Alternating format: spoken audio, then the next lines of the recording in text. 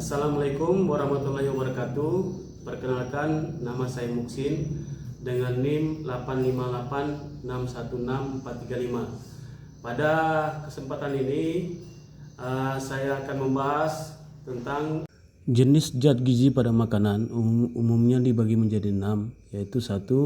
Karbohidrat berfungsi sebagai sumber energi utama bagi tubuh. 2. Protein berfungsi untuk pertumbuhan, memperbaiki jaringan tubuh dan membentuk otot. 3. Lemak berfungsi sebagai cadangan energi dan melindungi organ tubuh. 4. Vitamin membantu menjaga daya tahan tubuh dan mendukung berbagai fungsi tubuh. 5. Mineral berfungsi membantu membentuk tulang darah dan menjaga keseimbangan tubuh. 6. Air berfungsi menjaga keseimbangan cairan tubuh dan membantu proses metabolisme. Di antaranya adalah yang pertama ada nasi. Nasi ini mengandung zat karbohidrat. Yang kedua ini kentang. Yang berikutnya ini ada ubi,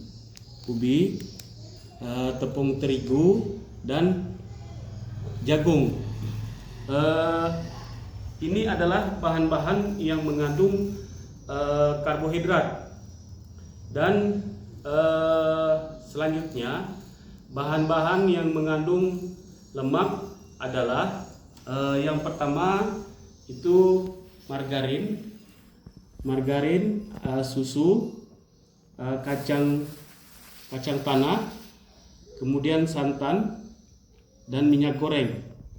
Ini adalah bahan-bahan yang mengandung lemak.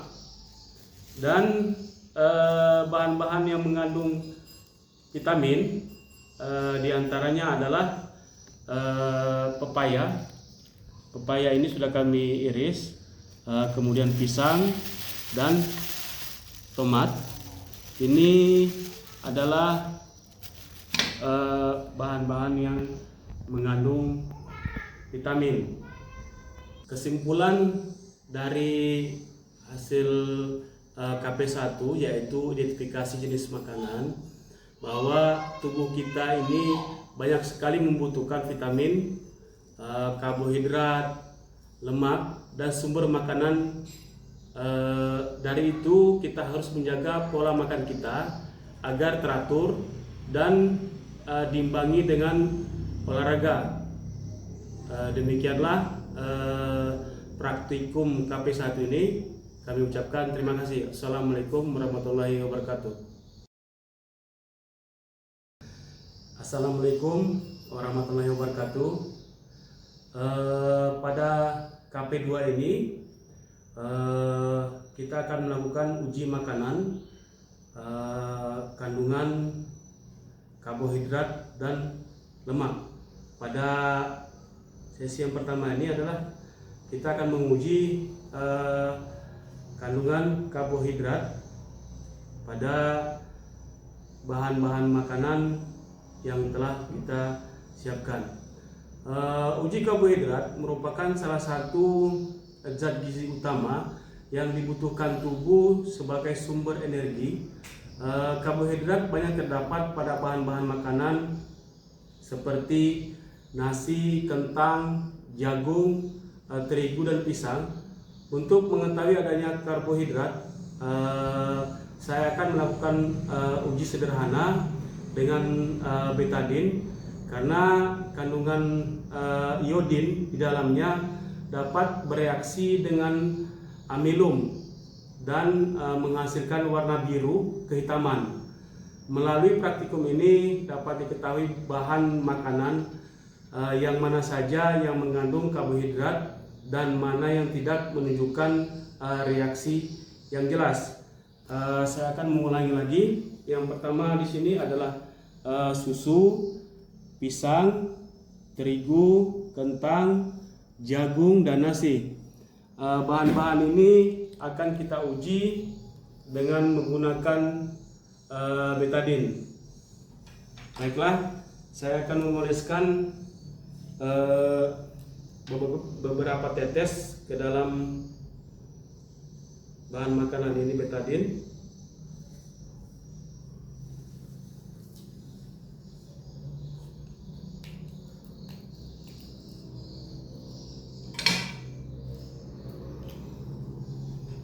sini akan kita teteskan sebanyak 3 tetes di susu. 1, 2, 3. Pada pisang kita akan tetes,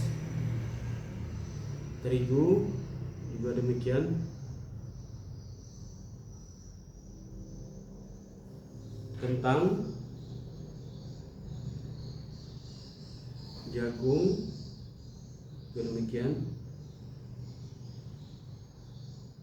nasi. Baiklah, kita akan tunggu beberapa menit, kemudian kita akan melihat hasilnya. Setelah beberapa menit dari hasil uji karbohidrat pada bahan makanan, terdapat perbedaan. Yang pertama, pada susu di sini jelas terlihat susu tersebut berwarna coklat kemerahan, sedangkan pisang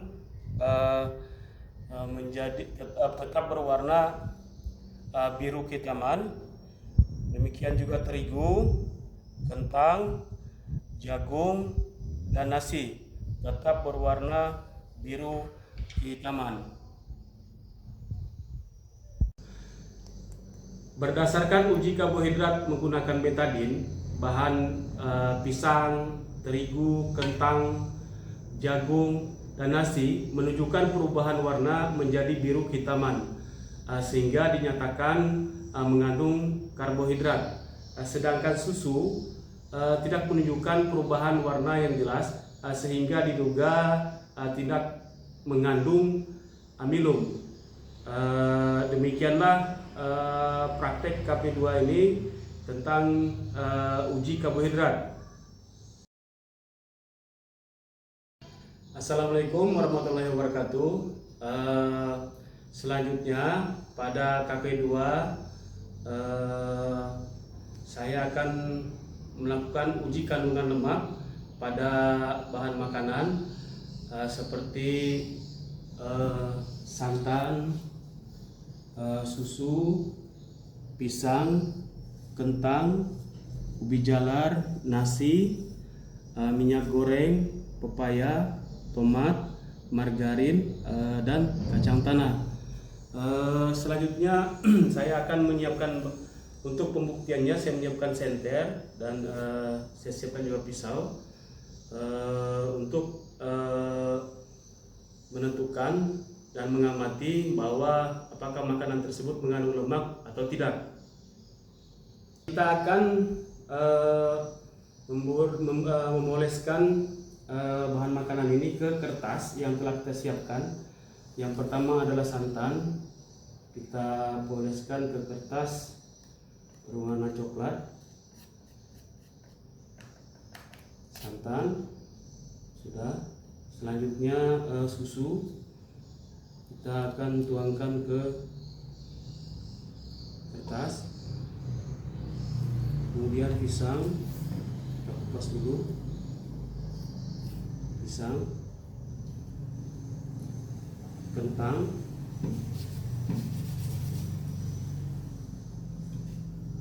ubi jalar, kita potong dulu.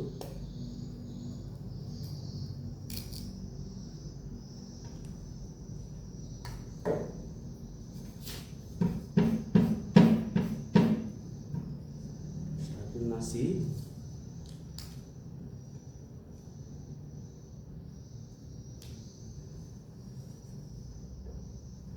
kacang,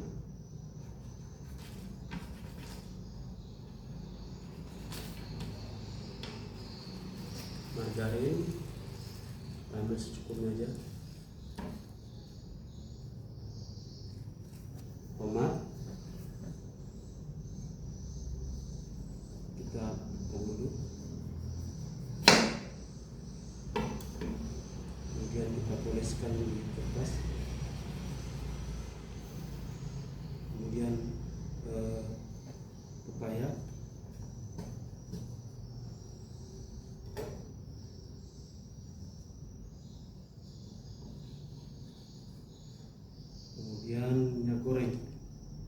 tuangkan secukupnya aja kertasan.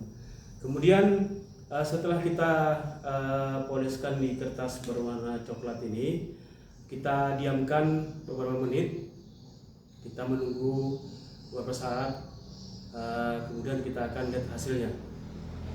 Setelah beberapa menit kita diamkan dan kita amati bahwa ada beberapa jenis makanan yang tidak mengandung lemak.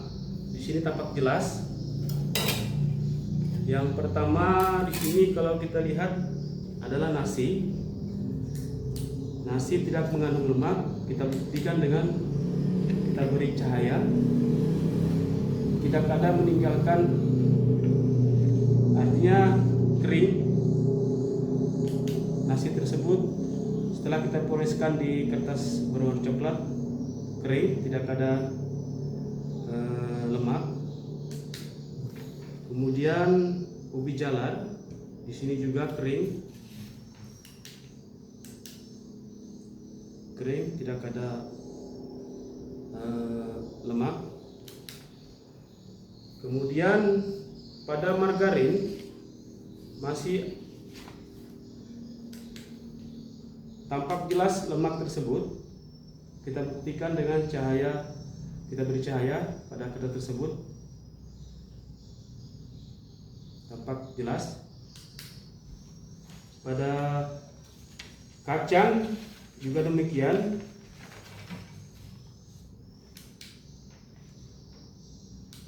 Setelah kita poleskan tadi, kacang tersebut meninggalkan lemak.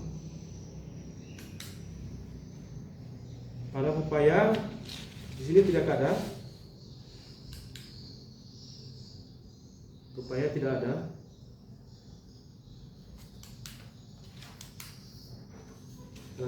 Susu jelas sekali. Jelas sekali. Dan kentara lemaknya. Pada minyak goreng juga demikian. Artinya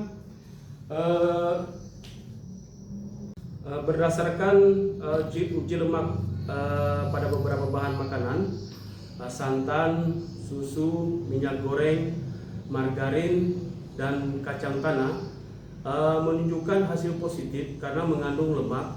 Sementara itu seperti pisang, kentang, ubi jalar, dan tomat menunjukkan hasil negatif karena tidak meninggalkan noda minyak yang jelas pada kertas yang telah kita siapkan.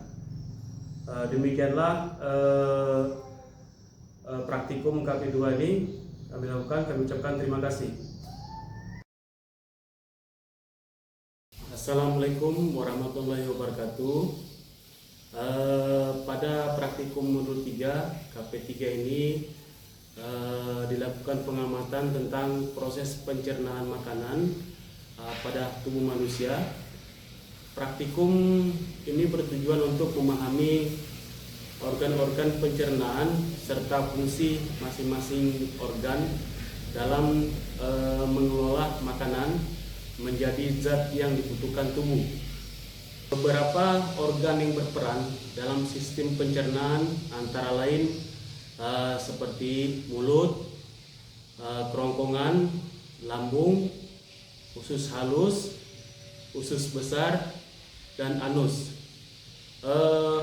Mulut adalah tempat mengunyah dan dicampur dengan air liur yang mengandung enzim.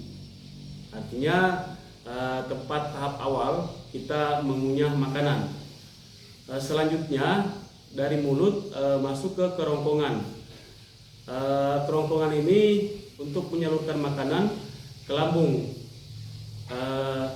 Kemudian makanan yang dicerna secara mekanik dan kimiawi dengan bantuan asam lambung.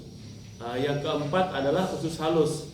Usus halus ini adalah tempat menyerap sari-sari makanan. Kemudian usus besar menyerap air dan membentuk sisa-sisa makanan. Kemudian yang terakhir adalah anus, tempat pengeluaran sisa pencernaan.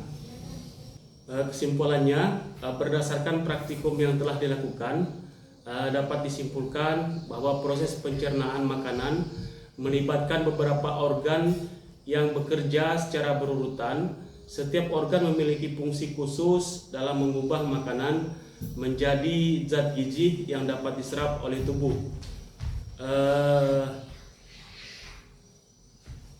Demikianlah praktikum ini kami buat.